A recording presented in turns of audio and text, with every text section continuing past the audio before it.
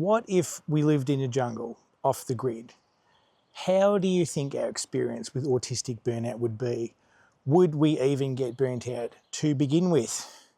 And then if you think that, think what are the things that cause it? What are the things that make it worse? Modern society, modern technology, all of that stuff. So I want to give you some tips. As somebody who's suffered from autistic burnout on and off for 15 years, and this time for over 2 years in a row.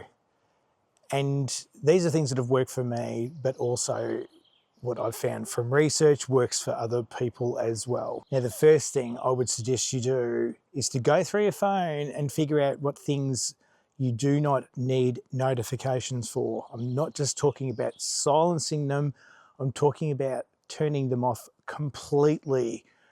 Because at the end of the day, we do not need to know every time someone comments on a Facebook post or whatever it is. There's no need for that. You can make time to go and check all that stuff later and just deal with the FOMO. If you are using reminders on your phone and you get multiple ones a day, you might find that a bit overwhelming. So what I have done is I've created one list with all the reminders in it that I can tick off as I complete them. So the only reminder I get in the morning is, oh, don't forget to check all of the other reminders. And some of those reminders are important things you need to do. But for me, there's also a part of me that likes the satisfaction of ticking something off. So I even have in there, drink your coffee. And given that autistic burnout, one of the signs of it is that you don't know you're in burnout or you forget. So I would recommend on your reminder list, have I'm in burnout and tick that off, because I reckon most days I tick it off and go, oh, yep, today I forgot I'm burnt out as well. Assign all your difficult tasks for once you're awake. You know, it might take you an hour or two to wake up. From that point or to the middle of the day, that's when you want to do all of the hard and difficult things. You don't want to be doing them later in the afternoon or in the evening. Understand and use spoon theory. If you don't, I'll put a link to a video I've done talking about it. There's plenty of information on it. Simple way to put it, if you don't know what it is to understand how much energy you have per day, understand how much energy is used by doing certain things, and understanding that you can spend tomorrow's energy today and not be aware of it. Depending on how burnt out you are, you might find yourself a little bit clumsy. And so one part of your brain and your body can't do things at the same speed anymore. There's another part of your brain driving the whole thing, thinks it can still do everything at the same speed. Like driving a car, it's all clapped out, you know. So the way around that is to do things in super slow motion to begin with. In a like when I get up and make my coffee in the morning, it probably looks ridiculous, but I'm doing it really, really slowly. But I don't knock anything over anymore as a result of that. And you can speed up to a reasonable speed, but as soon as you start getting clumsy again, knocking things over, it means you're just going too fast.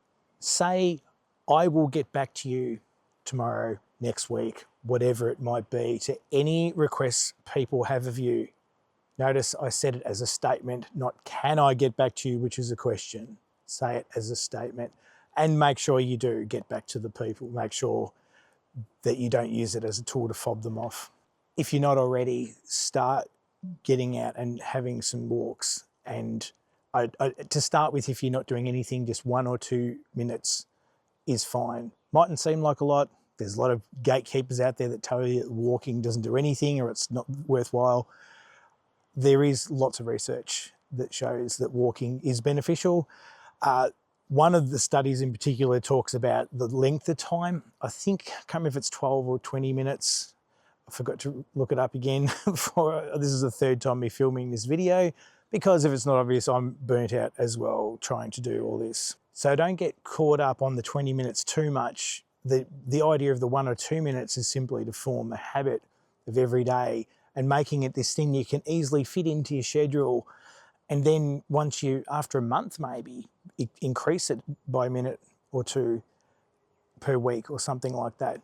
And with the goal maybe getting to the 20 minutes Don't measure distance. Don't worry about that. Just do it in time. And I think that it's 22 minutes or something like that. Once you get to doing that in one go each day, you will start to see benefits. And the reason I use walk instead of the exercise, because there can be some judgments that might come to your mind, or some people have an aversion to hearing the word exercise because that means a whole lot of pain and discomfort as something you don't like. But trust me when I say that walking is exercise. And once you've done all your daily tasks or the cognitive things, allow time for yourself to doom scroll on your phone. Yep, I know it's not healthy, but you're probably already doing that anyway. But allow time, make time for yourself to do it. But here's the thing, it needs to be in that afternoon, not before bed, not in the evening, but make time for yourself to do it. Yes, it's highly addictive, it's not very healthy, it's blasting your face with blue light, which is keeping you awake, but who cares? It's the afternoon now, it doesn't matter. Yep, it's probably firing you up a little bit depending on what you're watching, but yeah, just go ahead and do it. And as I said, like if you're doing 5 hours a day, which you can check on your phone, it'll tell you how many hours a day you're spending on whatever platform you're on. You know, if it's 5, drop it down to 2. If it's 2, drop it to 1. But yeah, guilt-free. Now we get to the evening, it might be the afternoon for you already. If this happens, doesn't matter. Once you've winding down for the day and you don't have energy for anything else but to watch telly or Netflix or whatever it is you use.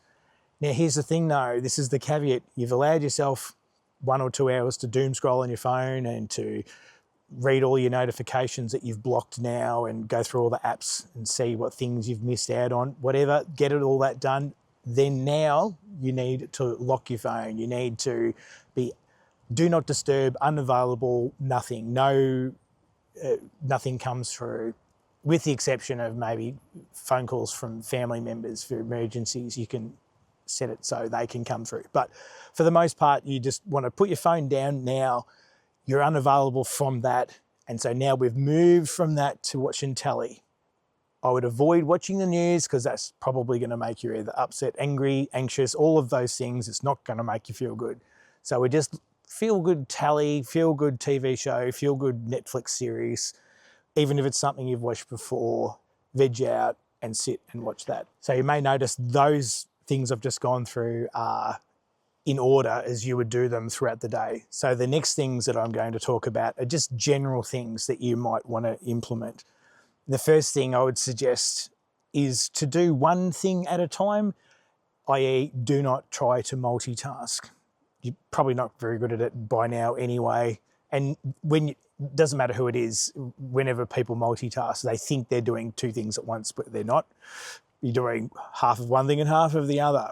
There's been tests to prove that. There's one where this guy thinks that he can multitask driving and talking on his phone, and they made him do this test and he just couldn't possibly do what they were asking.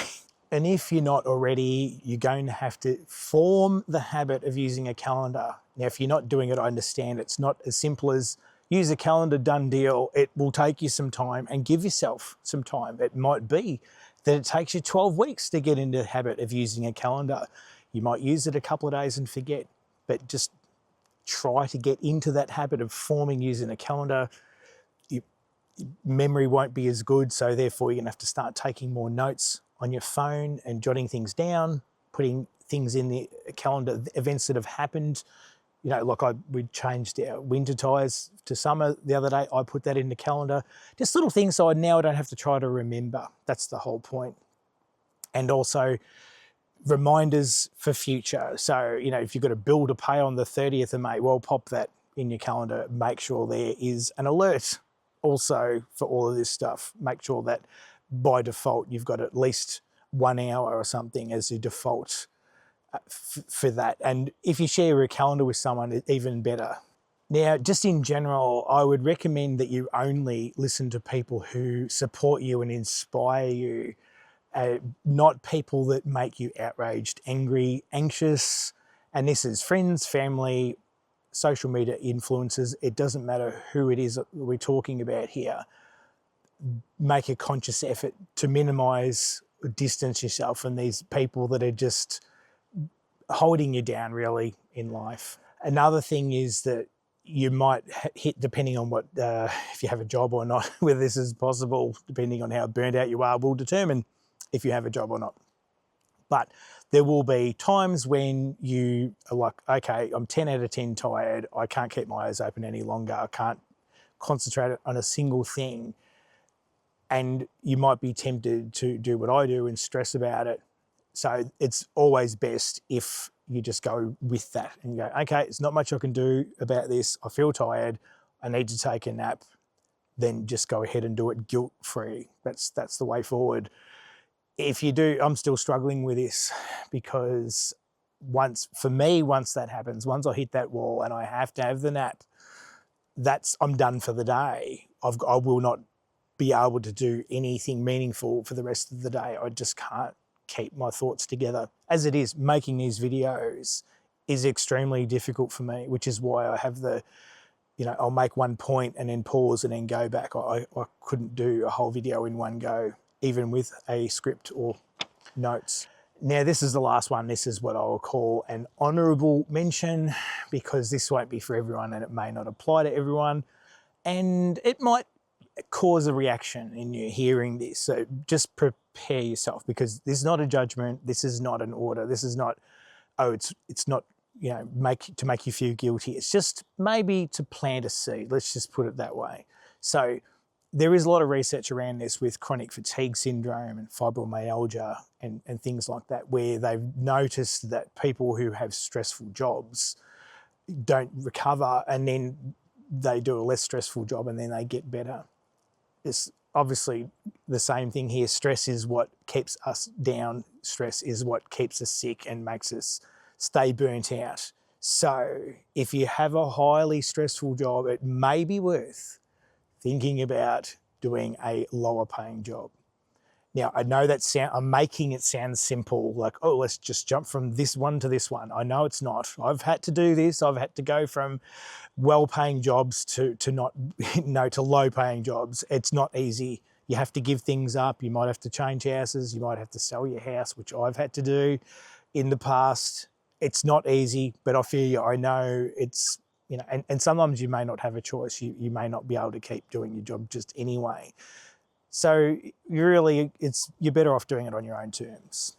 So if you're in autistic burnout, I'd love to hear your thoughts about this. If you've got any strategies that work for you, please share it with me and everyone else in the comments below. Have yourself a good day.